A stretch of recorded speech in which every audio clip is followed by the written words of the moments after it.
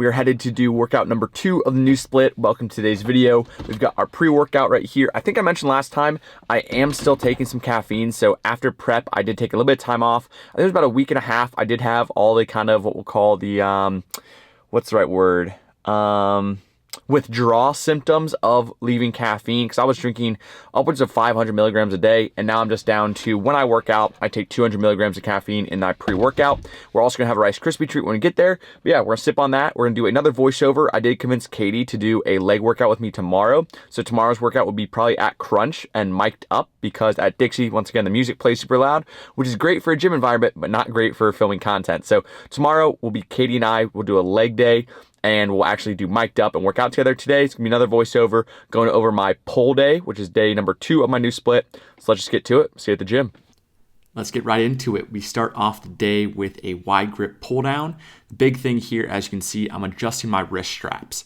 And you guys will see me use this across all my back movements because I'm training my back. I'm not training my grip. I'm not training my forearms. So you guys will see me use these lifting straps as well as some Versa grips. Just depends on the machine. These are a little bit harder to get set. So I use them on things like pull downs and dumbbells. And my Versa grips I use on machines because these are a little bit harder to get set up on machines. But regardless, we're going to start things off with a wide grip pull down, making sure to really control this movement. This is something where I honestly used to not really focus on the eccentric or the weight coming up, or I guess I should say the bar coming up. I used to only focus on the concentric or pulling down. So I'm really trying to focus on the eccentric, slowly raising the bar and really controlling the whole movement, as well as trying to minimize any sort of what I'll call shoulder rounding. So as you can see, honestly, my last couple reps aren't exactly perfect, but I really try to keep my shoulders back and down to emphasize my upper back and lats and not let my shoulders become too big of a mover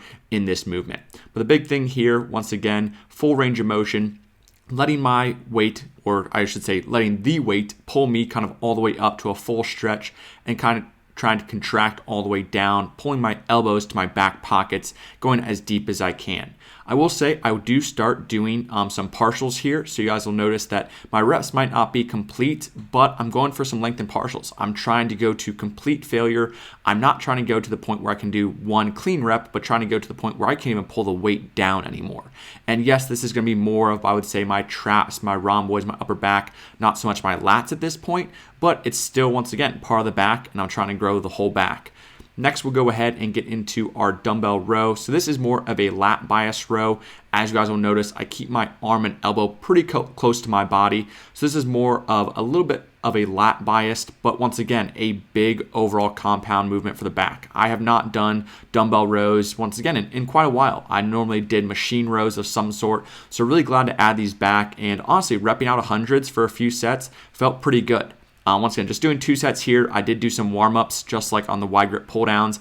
I just didn't show them. I feel like there's no need to show some warm-up sets. But the big thing here is making sure I go, once again, almost to complete failure. And I do take a break after each arm. So I'm not going straight from my right arm to my left arm. I'm doing my right arm, taking about a minute or 2, sometimes 3 minutes, and then going to my left arm. And a big thing here is, once again, focusing on good form, making sure I'm stable, have a good stable base, and then rowing, trying to make sure that most of the movement is coming from the lats and the back. A little bit of rounding of the shoulders, okay. A little bit turning of the spine is okay. We're trying to minimize that, at least for the first few reps. Then as it does get heavier, as I get closer and closer to failure, a little bit, I don't want to call it sloppy, but a little bit less perfect form is totally okay, because I still have quite a bit of strength in my back. I just might need to use a little bit more of my shoulders or a little bit more turning of my spine to get that last rep or 2 and really fatigue the back.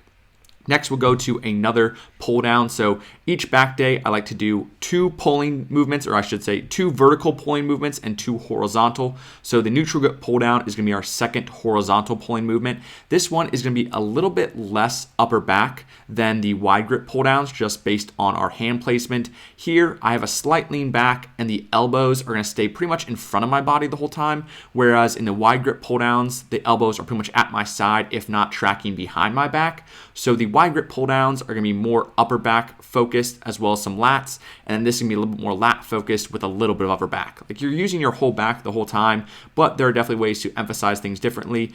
And with me having already done the wide grip pull downs, I want to hit my back again with a vertical pulling movement. I love these neutral grip pull downs. Big thing here, once again, as you notice, I am making sure to anchor myself the best I can. I'm making sure that the pad is right at my hips. I don't have to think too much about making sure that I'm not pulling myself out of the seat. I have my grips on the actual bars themselves, so I'm not thinking too much about my forearm. I can really connect with my back, try to minimize the shoulder rounding, and really just focus on pulling down and using my back musculature to do so. Another thing here, you guys will notice when I do cables or machines, I really like to have some partials at the end. Since I'm only doing 2 sets, I really want to make sure I'm training close to failure. And a big part of it is making sure I do some partials at the end. And this is something I am just now starting doing. I've been training for at least, I would say, 8 to 9 years now. And I, at first, was always doing 3 to 4 sets, not really training close to failure because I wasn't super efficient at the movement. I wasn't really good at working out and getting close to failure. So now I've kind of earned the right to train with a little bit lower volume and higher intensity. Next, we'll go to a high machine row. So just like the initial horizontal row with the dumbbells was a little bit more lat focused, this is going to be a little more upper back and rhomboids. As you can see, my elbows are not at my side like they were during the dumbbell row. They're probably, I would say, maybe 45 degrees, if not a little bit higher, meaning we're going to have a little bit more upper back activation. And again, the biggest thing here, stability. I absolutely love this machine. I'll use it, or at least I used to use it for the neutral grip position as well, but now I'm starting to use it for the wide grip or the high grip row, and I absolutely love it. It is something where I am so anchored in. I don't have to think about my chest, my feet, anything but a good stretch, good pause at the top, and a full contraction at the bottom the best I can. Once again, the big thing here, you can see there's a pad in between my body and actually the machine. It's just to make it a little more comfortable for me. Otherwise, that pad digs into my sternum, which is very uncomfortable. So adding that pad for a little bit of cushion allows for me to, once again, train very close to failure without having any sort of pain, discomfort, anything like that. Also here you can see I'm using my Versa grips this time just because the machine isn't exactly the best suited for setting up lifting straps, and the Versa grips are very easy to set up single-handed when I do have to stretch out like I am here. Once again, letting the machine kind of pull me out, but make sure I'm actually controlling the descent of the weight and really making sure to contract as hard as I can. I do think there's a little bit room for improvement here as far as maybe potentially dropping the weight, but once again, it's always a balance of kind of determining, okay, do I want to go a little bit heavier with maybe not exactly pristine form, or do I maybe drop the weight a little bit in half pristine form? There's a time and place for both, but I think right now I really want to train with high intensity, close to failure. I'd rather go a little bit heavier and add a partial or 2 at the end to make sure that I get everything out of each set.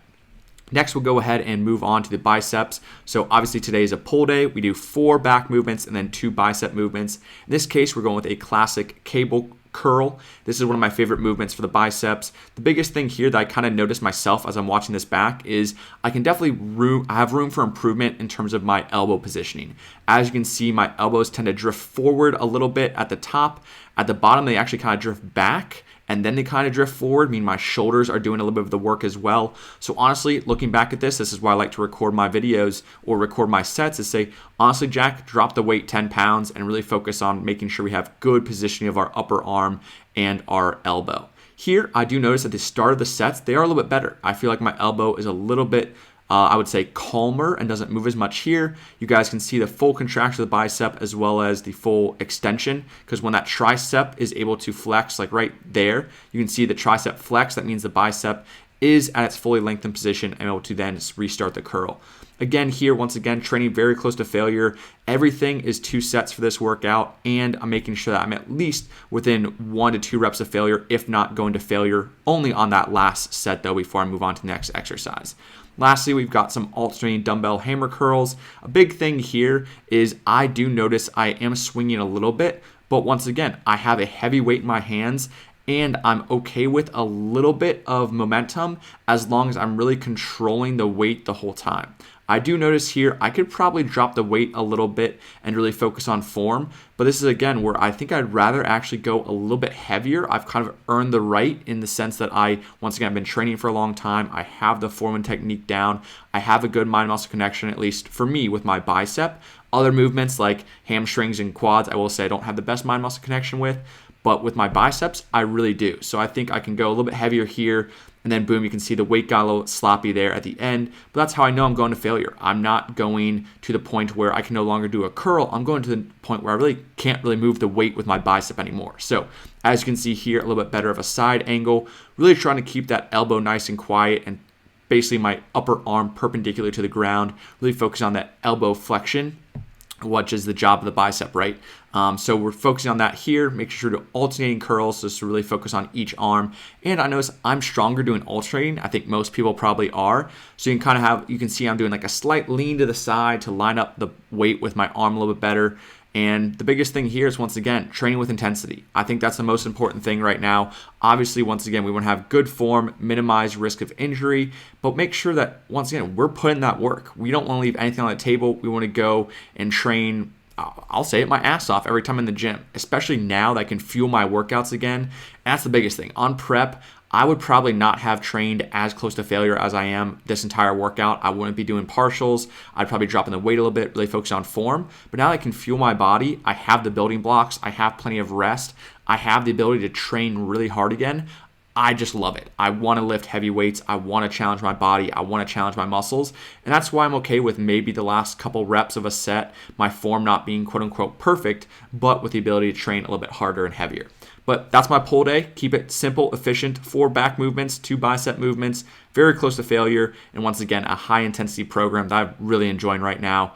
And yeah, talk to you guys soon. I'll pass it back to Past Jack. I'll tell you what, there is nothing better than being able to fuel training, get strong in the gym, and I feel like normal again. I will say, I think it's been about 5 weeks post-show. I definitely gained a little bit of fat, a little bit of weight too quickly, but I will say I do think it's paid off in the sense that I'm getting back to normalcy in the sense of strength, size, hormones, eating habits, all that kind of stuff a little bit quicker. Like last night, I had some ice cream after Katie and I went out to a nice dinner. And instead of having to have the whole pint, I literally had maybe like 5 or 6 bites. I got the little kind of sweet tooth ice cream curbing I needed. And then as soon as it was done, I just put it down and I put it back in the freezer. I didn't have to finish it. And that is a huge win for me. So definitely heading in the right direction. I feel good in the gym, got some pumps. Obviously we have a little bit of fluff in the midsection, but I'm totally okay with it because right now everything else in my life is going so well as far as hormones, energy balance, all that kind of good stuff. And it feels good to train hard again. I do need to figure out a good kind of goal for my back movements though, because right now I have a goal of 315 bench for reps, 405 squat for reps. And obviously that's a pushing movement and we have a leg movement, but I need to figure out a movement for maybe my back and shoulders to kind of aim for or shoot for during this prep. I think for shoulders, I like the idea of repping 100-pound dumbbells on shoulder press with good form. I think that could be a good goal to have. I just need to figure out one for my back because right now, I do pull downs, I do some rows, but maybe I'd start to do like weighted pull-ups or maybe some sort of like barbell row to have like a more of like a mass builder and a heavier movement to kind of aim for and get stronger at. So I'll have to figure that out, but right now I'm really enjoying training as a whole. But I'll go ahead and end things here. Hopefully you guys enjoyed the voiceover because once again, I filmed the workout, but I haven't done the voiceover yet. So hopefully you guys enjoyed that. But if you have any questions, always leave them down in the comments below. Make sure to like, comment, subscribe if you haven't already. I'll see you guys next time. Peace.